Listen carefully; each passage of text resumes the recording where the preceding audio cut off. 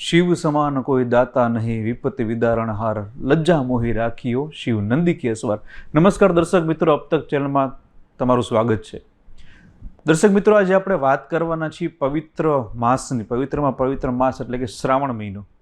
આપણા હિન્દુ ધર્મની અંદર, આપણા સનાતન ધર્મની અંદર આપણને સૌને ગર્વ થાય કે આપણે ભારતની ભૂમિ ઉપર રહીએ છીએ. અને એમાંય વધુ ગર્વ થાય એટલા માટે થાય કે આપણે ગુજરાતની કાઠિયાવાડ ધરતી ઉપર રહીએ છીએ. કાઠિયાવાડી ધરતીની અંદર, આપણા ગુજરાતની અંદર એવા ધાર્મિક તહેવારો આવે છે કે આપણા 12 મહિનાની અંદર એવો એક મહિનો નહીં હોય કે જેની અંદર ધાર્મિક તહેવાર નહીં આવતો હોય. આપણે ધાર્મિક તહેવારો સાથે સાથે એટલા આપણે જોડાયેલા છીએ કે આપણા સનાતન ધર્મની અંદર પણ હિન્દુ ધર્મ તરીકે આપણને ગૌરવની લાગણી થાય. ત્યારે આ એક જ એવો ધર્મ છે જેની અંદર 1 મહિનો સુધી જે છે આપણે ભક્તિ કરવાનો મોકો મળે છે. તો એ મહિનો એટલે કે શ્રાવણ મહિનો, પવિત્રમાં પવિત્ર મહિનો એટલે કે શ્રાવણ મહિનો માનવામાં આવે છે. આ મહિનાની અંદર આપણે સૌ મહાદેવની ભક્તિ, આરાધના અને અર્ચના એટલા ભાવથી ભક્તિથી કરતા હોઈએ છીએ કે મહાદેવને શ્રાવણ મહિનો એટલા માટે પ્રિય છે કે લોકો જે છે આ શ્રાવણ મહિનાની અંદર અતિમાતિ જે છે શ્રાવણ મહિનાની પૂજા અર્ચનાને ખૂબ લાગણી અને પ્રેમ ભાવથી કરતા હોય છે. ત્યારે આપણે શ્રાવણ મહિના દરમિયાન મહાદેવને કઈ રીતના પૂજા કરવી જોઈએ, મહાદેવની કઈ રીતના અર્ચના કરવી જોઈએ, મહાદેવને આજે કઈ રીતના રીઝવવા છે તો કેવી રીતના રીઝવવા જોઈએ, ત્યારે આપણી સાથે અત્યારે જોડાયા છે યુવા કથા વક્તા હિતાર્થભાઈ ભટ્ટજી આપણી સાથે જોડાયા છે. જી દાદા, આપણું તો અબ તક ચેનલમાં ખૂબ ખૂબ હાર્દિક સ્વાગત છે. નમસ્કાર મહાદેવ. દાદા, પહેલાં તો હું તમને પ્રશ્ન એ કરીશ કે શ્રાવણ મહિનાની શુભ શરૂઆત થઈ ગઈ છે, તો આપણે ઘણી બધી વખત સાંભળ્યું છે મહાદેવને પ્રિયમાં પ્રિય મહિનો એટલે કે શ્રાવણ માસ. તો શ્રાવણ માસ દરમિયાન જે સોમવાર છે તેમનું મહત્વ શું છે અને સોમવારે ભક્તો જે છે મહાદેવની પૂજા અર્ચના છે તે કેવી રીતના કરી શકે છે? નમસ્કાર મહાદેવ હર. અબ તક ચેનલના માધ્યમથી જ્યારે આજે મળવાનું થયું છે ત્યારે પવિત્ર શ્રાવણ માસ ચાલી રહ્યો છે અને ભગવાન દેવાધિદેવ મહાદેવને સોમવાર એટલા માટે પ્રિય છે કે સોમ કેતા ચંદ્ર, ચંદ્રદેવનું બીજું નામ એક સોમ છે. અને ભગવાનને જેટલો ચંદ્ર પ્રિય છે એટલો જ એમને શ્રાવણ માસ પ્રિય છે. અને ભગવાન શંકરના મસ્તકની ઉપર ચંદ્ર બિરાજે. જી હા. અને ચંદ્રનું બીજું નામ એટલે સોમ છે. એટલે ભગવાનને જેટલો ચંદ્ર પ્રિય છે એટલો જ સોમવાર પ્રિય છે, કારણ કે એ ભગવાનનો પ્રિય વાર એ સોમવાર છે. ખાસ તો શ્રાવણ મહિના દરમિયાન કયા કયા દ્રવ્યોથી મહાદેવનો અભિષેક કરવો જોઈએ અને કયા કયા દ્રવ્યોથી મહાદેવ છે આપણે આપણી ઉપર પ્રસન્ન થઈ શકે છે? શિવ મહાપુરાણ આધારિત જોવા જઈએ તો શિવ મહાપુરાણની અંદર 7 સંહિતાઓ બતાવી છે. એમાં 7 સંહિતાઓના અંતર્ગત શ્લોક જોવા જઈએ તો શિવ મહાપુરાણમાં 24,000 શ્લોક બતાવ્યા છે. અને એક સંહિતાઓમાં અલગ અલગ વર્ણનો બતાવ્યા છે ભગવાન મહાદેવના.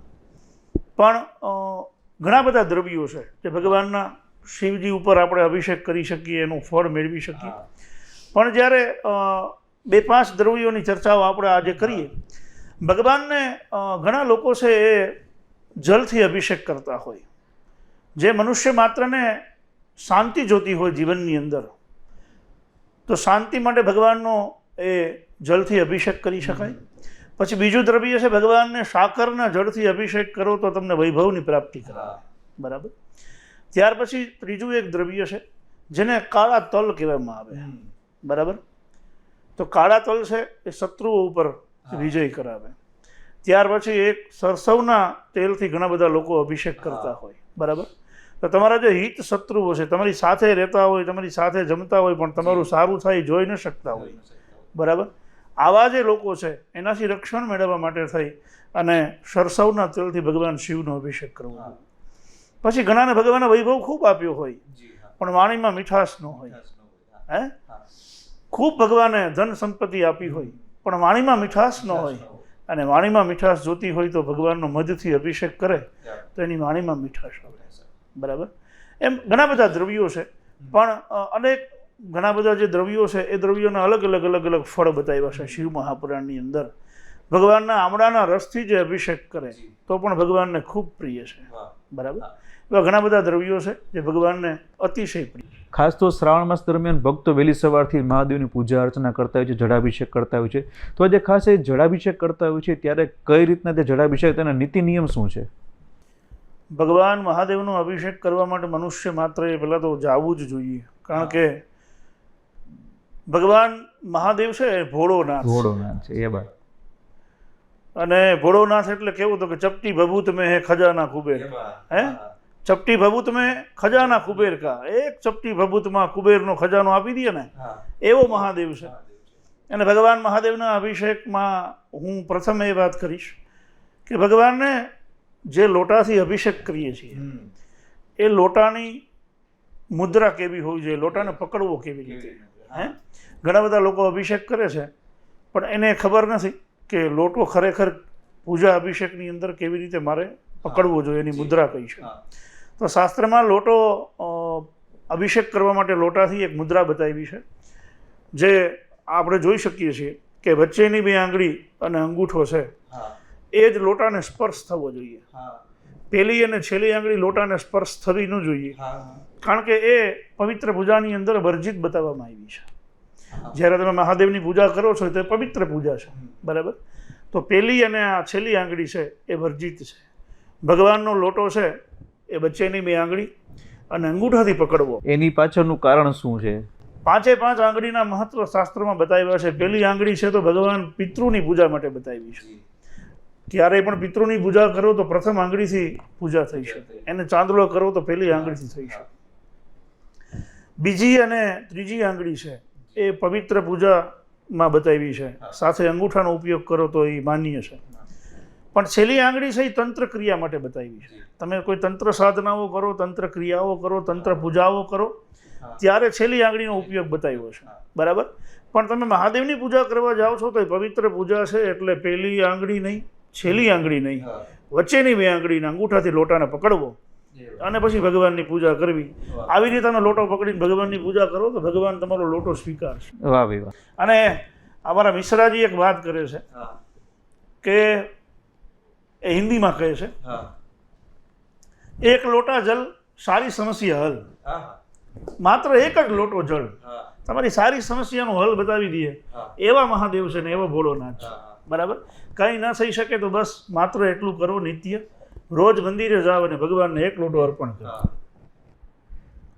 કહેવાય છે કે આપણે શ્રાવણ મહિના દરમિયાન લોકો પૂજા અર્ચના બીલીપત્ર ખાસ વધુમાં વધુ લોકો ચડાવતા હોય. ત્યાં લોકોના મનમાં એવું હોય છે કે 11 બીલીપત્ર ફરજિયાત ચડાવવા અથવા તો 101 બીલીપત્ર ચડાવવા. તો એ 3 બીલીપત્રનું મહત્વ શું છે ને એના નીતિ નિયમો શું છે? ખાસ તો શાસ્ત્રમાં એક શ્લોક બતાવ્યો છે, ત્રિદલમ ત્રિગુણાકારમ ત્રિનેત્રમ ચ ત્રયાયુધમ જન્મ પાપ સંહારમ એક બિલ્વમ શિવાર્પણ. તો ભગવાન મહાદેવ છે એ મહાદેવને બીલીપત્ર લોકો અર્પણ કરતા હોય. ઘણા બધા લોકો છે એ બીલીપત્રની આખી ડાળથી ભગવાન ઉપર અર્પણ કરે. ઘણા બધા લોકો છે એ એક સાથે 5 બીલીપત્ર અર્પણ કરી દે, ઘણા 11 મૂકીને જતા રહે. આ મહાપાપ છે. બીલીપત્ર તમે જ્યારે તોડો છો ત્યારે પણ એક શ્લોક બોલવાનો છે. એ શ્લોક બોલ્યા વગર બીલીપત્ર પણ આપણે તોડી શકતા નથી. આવું શિવ મહાપુરાણ લખે છે, બરાબર. ત્યારબાદ બીલીપત્રના શ્લોક બોલી, એની આજ્ઞા લઈ, એની પરમિશન લઈ બીલીપત્ર આપણે તોડ્યું અને તોડ્યા પછી એમાં દાંડલીનો ભાગ આવે છે નીચે. બીલીપત્રમાં નીચે એક દાંડલી હોય છે અને એ જે દાંડલી છે એ દાંડલીમાં જેને બીલીપત્ર એમ લખે, શિવ મહાપુરાણ એવું લખે છે કે એમાં ઝેર હોય છે, બરાબર. તો એ ઝેર આપણે ભગવાનને અર્પણ કરી શકીએ એવી કોઈ આપણી પાત્રતા નથી. બરાબર. એટલા માટે એ દાંડલીને તોડવાની અને પછી એ બીલીપત્ર પાણીમાં ધોવાનું, એને શુદ્ધ કરવાનું, બરાબર. એ બીલીપત્ર શુદ્ધ થઈ જાય પછી ભગવાનને અર્પણ કરવાનું છે. ત્યાં સુધી આપણે અર્પણ પણ કરી શકતા નથી. અત્યારે ઘણા બધા લોકો શ્રાવણ માસના મંદિરે તમે જોતા હોય તો એક સાથે ઘણા બધા બીલીપત્ર લઈને આવે, ભગવાન ઉપર અર્પણ કરીને પછી જતા રહીએ. આ શિવલિંગ આખી દાટી દે અને બધું મહાપાપ છે. અને ભગવાનને બીલીપત્રનો શ્રૃંગાર કરો, એક નહીં 1.25 લાખ બીલીપત્ર અર્પણ કરો, બરાબર. પણ બધા બીલીપત્ર નિયમસર હોવા જોઈએ, જેની દાંડલી તોડેલી હોવી જોઈએ, એ જે શુદ્ધ કરેલા જળમાં હોવા જોઈએ અને પછી અર્પણ કરો, બરાબર. એ કોઈ પાપ નથી, એ પુણ્ય છે. પણ ખબર નથી તો આજે હવે ખબર પડી છે તો હવે જાગવું એ આપણો ધર્મ છે. ખાસ તો બીલીપત્રની સાથે સાથે ધતુરો અને એવા અલગ અલગ જાતના જે ભગવાનને ભોગ લગાવવામાં આવે છે, તો તેની પાછળનું કારણ શું છે? જો ભગવાનને પ્રિયમાં પ્રિય ભોગ હોય તો શિવ મહાપુરાણ આધારિત વાત કરું તો ભગવાનને પ્રિયમાં પ્રિય 2 ભોગ છે. એક છે સુખડી અને એક છે ભગવાનને ખીર બહુ વાલી છે. બરાબર. શિવ મહાપુરાણ એવું લખે છે કે ભગવાનને ભોગ તો એક છે ખીર અને બીજી છે સુખડી. આ ખૂબ વાલી છે. કંઈ ન થઈ શકે તો સોમવારે જઈને સુખડી અને ખીર ધરાવી દઈએ ને તોય મારો નાથ પ્રસન્ન થાય. બરાબર. અને ભગવાનને ફૂલમાં જો કંઈ પ્રિય હોય તો એ ધતુરાનું ફૂલ પ્રિય છે. બરાબર. ભગવાનને ફળમાં જો કંઈ પ્રિય હોય તો શિવ મહાપુરાણ આધારિત એક ભગવાનને કેળું પ્રિય છે અને બીજું ધતુરાનું ફળ પ્રિય છે. ધતુરાનું ફળ. હા, ધતુરાનું ફૂલ થાય ને એમાં કાંટાવાળું ધતુરાનું ફળ આવે છે. બરાબર. એ ફળ પણ ભગવાનને અર્પણ કરો ને તો મારો મહાદેવ ખૂબ રાજી છે. વાહ ભાઈ વાહ. ખાસ તો શિવ આપણે ભક્તો જે છે શિવની મંદિરે જતા હોય ને પૂજા કરતા હોય છે ત્યારે એક મંત્ર બોલતા હોય છે, ઓમ નમઃ શિવાય. તો સાચો મંત્ર શું છે? શિવ મહાપુરાણ આધારિત જોવા જઈએ તો શાસ્ત્ર આધારિત જોવા જઈએ, બધા પુરાણો આધારિત જોવા જઈએ, શિવ માટે એક જ મંત્ર જે સહેલો અને સરળ છે, જે છે ઓમ નમઃ શિવાય. ઘણા બધા ઓમ નમઃ શિવાય બોલે, ઘણા બધા નમઃ શિવાય કરે, પણ સાચો મંત્ર છે ઓમ નમઃ શિવાય. બરાબર. પછી આ પંચાક્ષર મંત્ર છે. હું તો એમ કહું છું કે ઓમ નમઃ શિવાયના માધ્યમથી શ્રાવણ માસના 30 દિવસ હોય. આ 30 દિવસના રોજની 50 માળા થઈ શકે ને તો 1 મહિને 1.5 લાખ જપ થાય. બરાબર. અમારા ભૂદેવો તો શ્રાવણ માસમાં અનુષ્ઠાન કરે જ. બરાબર. અને પંચાક્ષર મંત્રનું અનુષ્ઠાન કરવું ને એ ખૂબ ફળદાયી છે. તમે પોતે ન કરી શકો તો કોઈ ભૂદેવને બોલાવી અને પંચાક્ષર મંત્રનું અનુષ્ઠાન કરાવવું એ ખૂબ ફળ આપનારું છે. ઘરમાં સુખ સમૃદ્ધિ વૈભવ આપનારું જો કોઈ અનુષ્ઠાન હોય તો એ પંચાક્ષર મંત્રનું અનુષ્ઠાન. ખાસ તો પંચામૃત મહાદેવને ધરવામાં આવે છે. દૂધ, દહીં, સાકર અને ઘી મિક્સ કરતા હોય છે. તો એની પાછળના નીતિ નિયમો શું છે અને કેવી રીતના તેને અર્પણ કરવું જોઈએ? પંચામૃત છે એને શાસ્ત્રમાં જોવા જઈએ તો એનું નામ બતાવ્યું છે પંચામૃત. 5 પ્રકારના જેને અમૃત કહી શકાય એનું નામ પંચામૃત છે. બરાબર. હવે તમે જોવા જાઓ તો દૂધ છે, પંચામૃતમાં 5 વસ્તુ આવે: દૂધ, દહીં, મધ, સાકર અને ઘી. બરાબર. આ 5 વસ્તુથી ભગવાનને અભિષેક કરો તો ભગવાન તમને ફળ આપનારા બને છે. આ પંચામૃતના 5 અલગ અલગ આશીર્વાદ છે.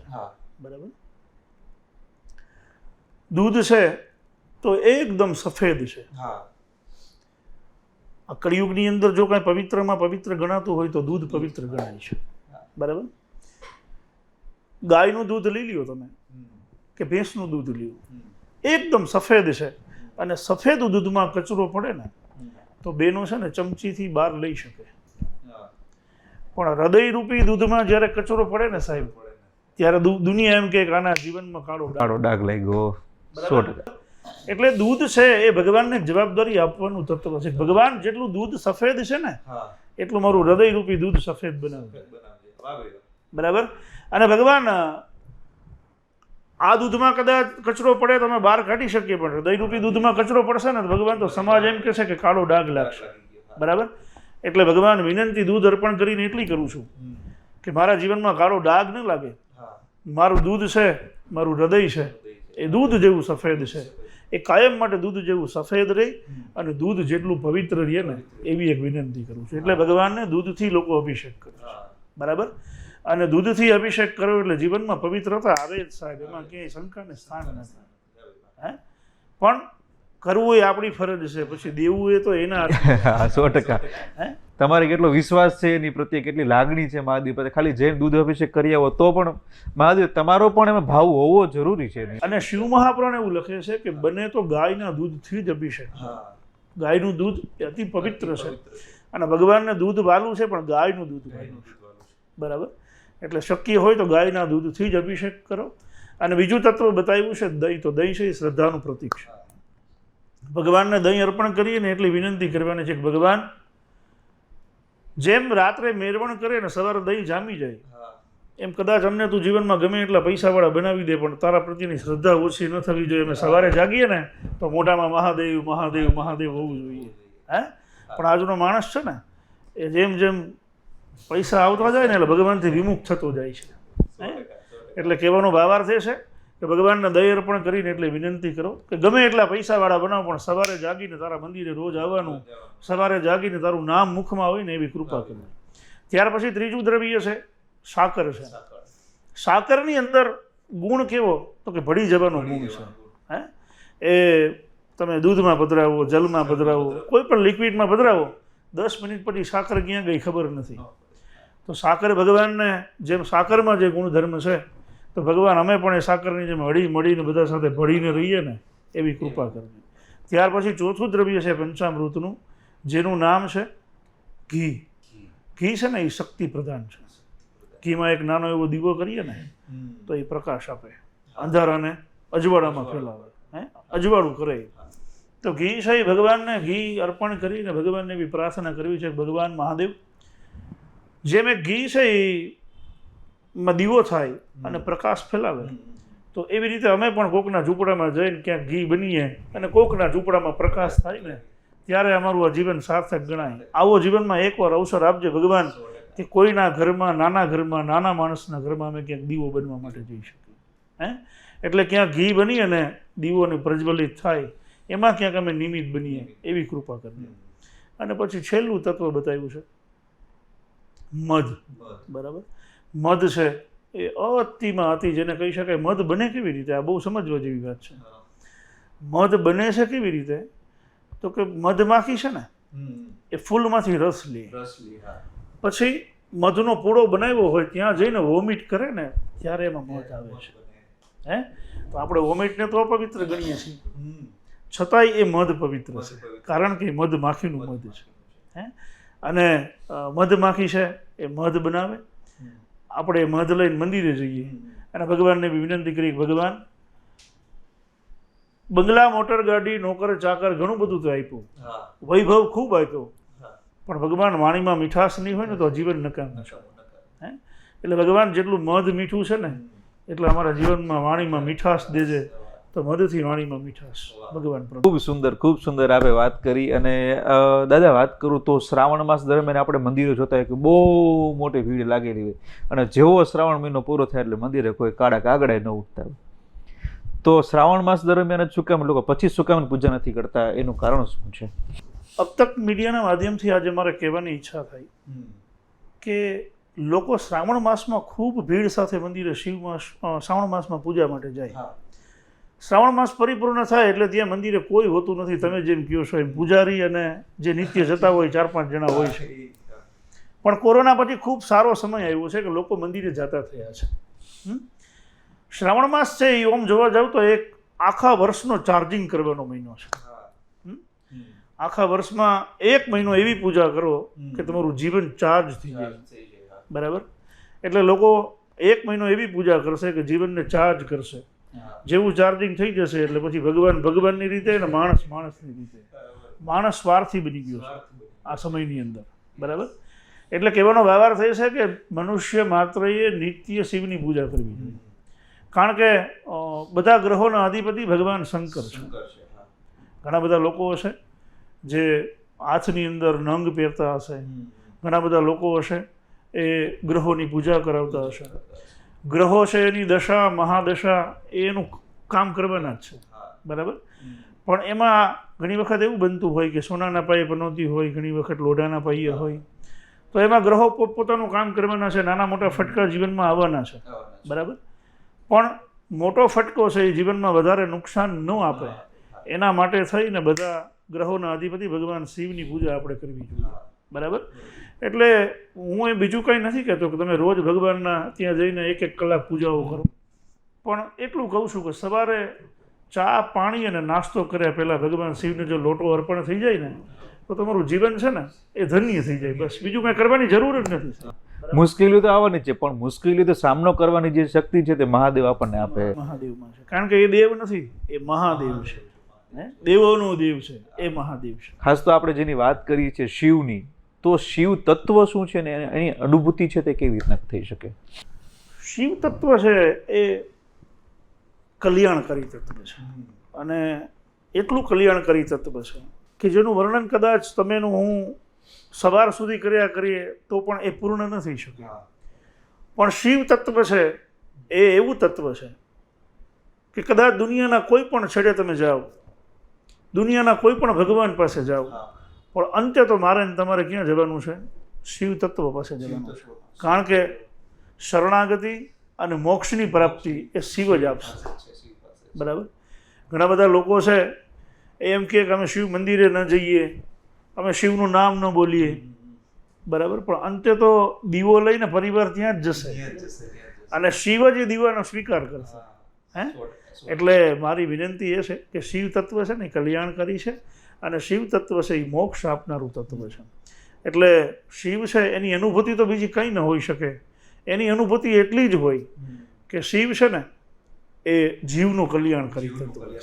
શિવ અને જીવ આ જે સંવાદ છે ને, આ જે જીવન છે અને આ જે અનુભૂતિ છે કે શિવના કલ્યાણ, શિવના કૃપા, શિવના આશીર્વાદ, એક દરેક જીવ શિવ પાસે જતો થાય ને તો એ જીવનું આપોઆપ કલ્યાણ થાય. એટલે તે આપણે જીવ શિવમાં ભળી ગયું. ઘણી બધી આપણે જીવ શિવમાં ભળી ગયું. બરાબર. ખાસ તો આ શ્રાવણ મહિના દરમિયાન ભક્તો જે મહાદેવના દર્શન કરતા હોય છે ત્યારે એવું કહેતા હોય છે કે ડાયરેક્ટ ભગવાનના દર્શન નથી થતા. તો નમન કરવા માટે, ભગવાનના દર્શન કરવા માટે કઈ પ્રકારના દર્શન કરવા જોઈએ ને કઈ એના નિયમ શું છે, એની પાછળનું કારણ શું?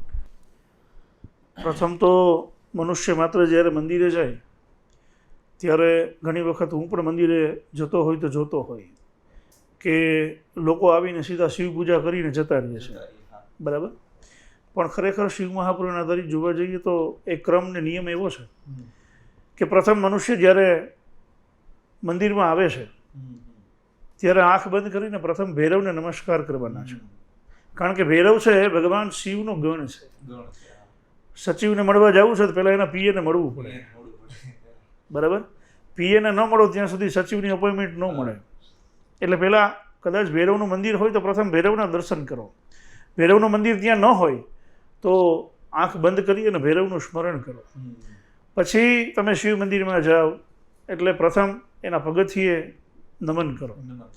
પગથિયા ઉપર નમન થાય એટલે થોડા આગળ જઈએ એટલે નંદી અને કુર્મ છે. એ નંદી અને કુર્મ છે એ ધર્મનું સ્વરૂપ છે. તો પ્રથમ એના દર્શન થાય. પછી ગણપતિ અને હનુમાનજી છે એના દર્શન થાય. શિવ મંદિરના ઉમરાની અંદર વીરભદ્રનો વાસ છે. બરાબર. તો એ વીરભદ્રના દર્શન થાય. શિવ મંદિરના ઉમરાની ઉપરનો ભાગ, બરાબર, જેને દ્વાર કહેવામાં આવે, ત્યાં કાર્તિકેય ભગવાનનો વાસ છે. તો ત્યાં પણ સ્પર્શ કરી અને ભગવાનને નમન કરો. ત્યાર પછી અંદર જઈએ એટલે પ્રથમ સૌથી પહેલાં મા પાર્વતી મૈયાના દર્શન કરવાના. કારણ કે માના દર્શન ન કરો ને ત્યાં સુધી બાપ દર્શન સ્વીકારતો નથી. બરાબર. એટલે પ્રથમ પાર્વતી મૈયાના દર્શન કરવાના, ત્યારબાદ ગંગા મૈયાના દર્શન કરવાના, પછી કાર્તિકેયની મૂર્તિ હોય કે દત્તાત્રેયની મૂર્તિ હોય તો એમના દર્શન કરવાના અને પછી ભગવાન શિવના દર્શન કરવાના. આ દર્શનનો ક્રમ છે. હવે વાત રહી શિવ પૂજા કેવી રીતે સ્ટાર્ટ કરવી, પ્રારંભ કેવી રીતે કરવો. તો શિવ પૂજાની અંદર ભગવાન શિવજીનું જે થાળું છે, બરાબર, એ થાળાની અંદર અશોક સુંદરી દેવીનો વાસ છે. તો પ્રથમ અશોક સુંદરીને લોટો અર્પણ કરવામાં આવે. બરાબર. અને પછી ભગવાન શિવને લોટો અર્પણ કરો. એ લોટાનો જ ભગવાન સ્વીકાર કરે છે. એ પૂજાનો ભગવાન સ્વીકાર કરે છે. બરાબર. એટલે આ ક્રમથી તમે પૂજા કરો તો ભગવાન અવશ્ય તમારી પૂજાનો સ્વીકાર કરે. ખાસ તો આપણે ઘણી બધી વખત જોયું છે પ્રદક્ષિણા કરતા હોય ત્યારે મહાદેવના મંદિરની અંદર પૂરેપૂરી પ્રદક્ષિણા નથી કરવામાં આવતી. તો તેની પાછળનો નિયમ ને શું છે બધું?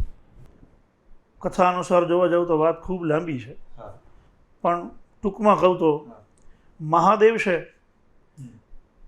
એની પ્રદક્ષિણા અડધી અને બીજા બધા ઘણા બધા દેવોની આખી પ્રદક્ષિણા થતી હોય.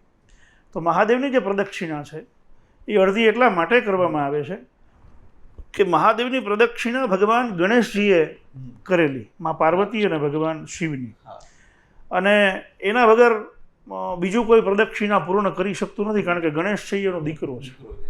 બરાબર. અને ભગવાન શિવ છે ત્યાં ગૌમુખ રાખવામાં આવ્યું હોય. બરાબર. અને ગૌમુખને ફરીને તમે ન જઈ શકો. બરાબર. તો શિવ મહાપુરાણ આધારિત જોવા જઈએ તો ગૌમુખથી પગ ઓળંગીને જવું એ પણ એક પાપ કર્મ છે. ઘણા બધા લોકો છે એ ગૌમુખને ઓળંગીને જતા હોય. હું તો ત્યાં સુધી કહું છું કે શિવ મંદિરમાં બેઠા હોય ને ઘણા બધા લોકો, તો અહીંયા મધ્યમાં શિવલિંગ હોય, અહીંયાથી આ બાજુ આપલે થતી હોય. બરાબર. એ થાળું ઓળંગીને પણ તમે કંઈ આપી ન શકો ને ત્યાંથી કંઈ લઈ ન શકો, બરાબર, કારણ કે એક મહાપાપ કર્મ છે, બરાબર. એટલે કોઈ માણસ બેઠું હોય અને આપણે એને ઓળંગીને જઈએ ટપીને તો એને ન ગમે, તો થાળાની અંદર અશોક સુંદરીનો વાસ છે, ત્યાંથી કાંઈ આપલે ન કરી શકાય, બરાબર. અને ગૌમુખ છે તો એ ગાયનું મુખ છે, જેમાં 33 કોટી દેવતાઓ છે, બરાબર. તો આપણે એને પણ ટપીને ન જઈએ તો એ પાપમાંથી બચી શકે. શિવ પુરાણ આધારિત સર્વશ્રેષ્ઠ શ્લોક છે તે કયો માનવામાં આવે છે? એક મને ગમતો શ્લોક છે, શિવ મહાપુરાણમાં ખૂબ સારો શ્લોક છે. મહાદેવ મહાદેવ મહાદેવેતિ યો વદેત એકેન મુક્તિ આપનોતિ દ્વાભ્યામ સમૃણી ભવેત. આ શ્લોક એવું કહે છે કે જે મનુષ્ય એક વખત મહાદેવ બોલે તો ભગવાન એની ઉપર કૃપા વરસાવી દે. જે મનુષ્ય છે એ 2 વખત મહાદેવ મહાદેવ બોલે તો ભગવાન છે એની હરેક મનોકામના પૂર્ણ કરે. જે વ્યક્તિ 3 વખત મહાદેવ બોલે, મહાદેવ મહાદેવ મહાદેવ, તો ભગવાન સ્વયં શંકર પોતે એનો હાથ પકડીને પોતાનામાં સમાવી લે, બરાબર. તો ભગવાન ટૂંકમાં મહાદેવ શબ્દથી ખૂબ રાજી થાય છે. આજકાલ ઘણા બધા લોકો મળતા હોય, મહાદેવ મહાદેવ મહાદેવ કરતા હોય. ઘણા બધા લોકો કોઈ ભગવાનના નામ લેતા હોય, કોઈ બીજા ભગવાનના નામ લેતા હોય, પણ મહાદેવ શબ્દ છે ને એ કલ્યાણકારી શબ્દ છે. એટલે મનુષ્ય માત્ર મહાદેવ તો બોલવું જ જોઈએ. અને કદાચ નિત્ય જીવનમાં ન બોલી શકાય, પણ શ્રાવણ માસમાં તો જેટલા જપ થઈ શકે એટલું ખૂબ સારું, બરાબર. ઓમ નમઃ શિવાય બોલો તો પણ ખૂબ સારું, શ્રી ઉમામહેશ્વરાય નમઃનો જપ થાય તો પણ ખૂબ સારું, અને મહાદેવ મહાદેવ મહાદેવ આટલું બોલો તો પણ ભગવાન ખૂબ રાજી થઈ જાય પોતાનામાં. ખાસ તો મહાદેવને એક જ રુદ્રાક્ષ જે છે મહાદેવને પ્રિય છે, તો રુદ્રાક્ષનું પ્રાગટ્ય છે કેવી રીતે થતું, એ શું છે અને કેવા લોકો તેને ધારણ કરી શકે છે? ટૂંકમાં આની પાછળનું કારણ શું છે? રુદ્રાક્ષ છે એ મહાદેવને પ્રિય છે. અને રુદ્રાક્ષથી એક વાત મને યાદ આવે છે કે શિવ મહાપુરાણમાં એવું લખ્યું છે કે જે મનુષ્ય માત્ર છે એ મનુષ્ય જ્યારે શિવ પૂજા કરવા માટે જાય છે ત્યારે એના ભાલમાં ત્રિપુંડ હોવું જોઈએ, યા તો એને રુદ્રાક્ષ ધારણ કરેલો હોવો જોઈએ, બરાબર. જો તમારા મસ્તકમાં ત્રિપુંડ પણ નથી અને તમે રુદ્રાક્ષ પણ ધારણ નથી કર્યું તો તમે શિવ પૂજા કરી શકતા નથી. તમે કાં તો રુદ્રાક્ષને ધારણ કરો કાં તો ત્રિપુંડ કરો, આ ફરજિયાત છે, પછી તમે શિવ પૂજાના હકદાર બનો છો, બરાબર. ત્યાર પછી રુદ્રાક્ષ છે એ શું છે? ઘણા બધા લોકો રુદ્રાક્ષ ધારણ કરે છે પણ એને એ ખબર નથી કે રુદ્રાક્ષ શું છે. અને ભગવાન શિવને ખૂબ પ્રિય છે આ રુદ્રાક્ષ. તો ભગવાન શિવને શા માટે પ્રિય છે એ પણ કોઈને ખબર નથી. રુદ્રાક્ષ છે એ ભગવાન શંકર જ્યારે 14 અસ્ત્રોની ધારાઓ સાથે રોઈ રહ્યા છે અને એ આંસુના જે બૂંદ પડ્યા ને, ટીપા પડ્યા ને, એમાંથી રુદ્રાક્ષની ઉત્પત્તિ થઈ, એમાંથી રુદ્રાક્ષનું ઝાડવું થયું, બરાબર. અને એમાં જે ફળ આવ્યા એ ઝાડની અંદર એ રુદ્રાક્ષ આવ્યા છે, બરાબર. આજે પણ તમે કોઈ રુદ્રાક્ષનું ઝાડ હોય એમાં જાવ એટલે સોપારી જેવું એક નાનું એવું ફળ હોય, એ ફળને છોલો, એમાંથી રુદ્રાક્ષ નીકળે. એમાં કેટલા મુખી નીકળે એ ખબર ન હોય, 2 મુખી નીકળે, 5 મુખી, 7 મુખી, 6 મુખી, 8 મુખી, 10 મુખી. કેવો રુદ્રાક્ષ નીકળે એ મને તમને ખબર ન હોય, બરાબર. એ તો આપણા નસીબની વાત છે કે ફળ લીધા પછી આપણા નસીબમાં કયો રુદ્રાક્ષ મળે છે, બરાબર. એટલે રુદ્રાક્ષ એ ભગવાન શંકરના આંસુ છે ને આંસુમાંથી પ્રગટ થયેલું ઝાડ એટલે રુદ્રાક્ષ છે. અને રુદ્રાક્ષ ભગવાન શિવને ખૂબ પ્રિય છે, રુદ્રાક્ષ ધારણ કરવો જ જોઈએ. અને ઘણી બધી એવી મગજમાં ભ્રમણાઓ ચાલતી હોય કે મારી આ રાશિ છે તો મારે કેટલા મુખી રુદ્રાક્ષ પહેરવો જોઈએ, હે. તો એ 12 રાશિ છે, 12 રાશિના રુદ્રાક્ષ અલગ અલગ બતાવ્યા છે. અને એ રુદ્રાક્ષ કદાચ રાશિ મુજબ ન પહેરો તો કોઈ નુકસાન તો નથી જ કરતા, પણ રાશિ મુજબ પહેરો તો એ વધારે ફળ આપનારું બને છે, બરાબર. એટલે રુદ્રાક્ષ રાશિ મુજબ કોઈ અમારા જેવા શાસ્ત્રીઓને પૂછી અને પછી ધારણ કરવા જોઈએ. ખાસ તો આપણે ઘણી બધી વખત જોયું છે કે મહાદેવને પૂજા અર્ચના અથવા દૂધ દહીંથી અથવા કાળા તલથી એને પૂજા અર્ચના કરતા હોય, એમાં એવું છે કે મનુષ્ય માત્ર ખાલી અબીલ ગુલાબથી પૂજા શું કામ કરી શકે છે? જ્યારે કોઈ ભૂદેવ પૂજા કરાવે છે અથવા તો તમે નિત્ય મંદિરે જાઓ છો, ઘણા બહેનો ભાઈઓ રોજ ભગવાનને અબીલ ગુલાલ અર્પણ કરતા હોય. કોઈ ભૂદેવ પૂજા કરાવતા હોય તો એ પણ ભગવાનને અબીલ ગુલાલ અર્પણ કરવાનું કહેશે. એનું કારણ એ છે કે શાસ્ત્રમાં એક શ્લોક બતાવ્યો છે, અબીલે આયુષ્ય વૃદ્ધિ ગુલાલે ઉત્તમ સુખ. અબીલ ચડાવવાથી આયુષ્યની વૃદ્ધિ થાય અને ગુલાલ ચડાવવાથી ઉત્તમ પ્રકારના સુખની પ્રાપ્તિ થાય. બરાબર? તો અબીલ અને ગુલાલ છે ને એ લોકો અર્પણ કરે છે, પણ એને ખ્યાલ નથી કે શું કામ અર્પણ કરીએ છીએ. અબીલ છે એ આયુષ્યની વૃદ્ધિ કરાવે છે અને ગુલાલ છે એ ઉત્તમ પ્રકારના સુખ આપનારો છે. એટલે ભગવાન અબીલ ગુલાલ અર્પણ કરવા જોઈએ. પણ એની માત્રાઓ બતાવી છે. ઘણા બધા લોકો છે આખી પડીકી ભગવાન ઉપર અર્પણ કરી દે છે. આ નાનું એવું ડબ્બું લઈ આવે તો એ ડબલું આખું અર્પણ કરી દે છે.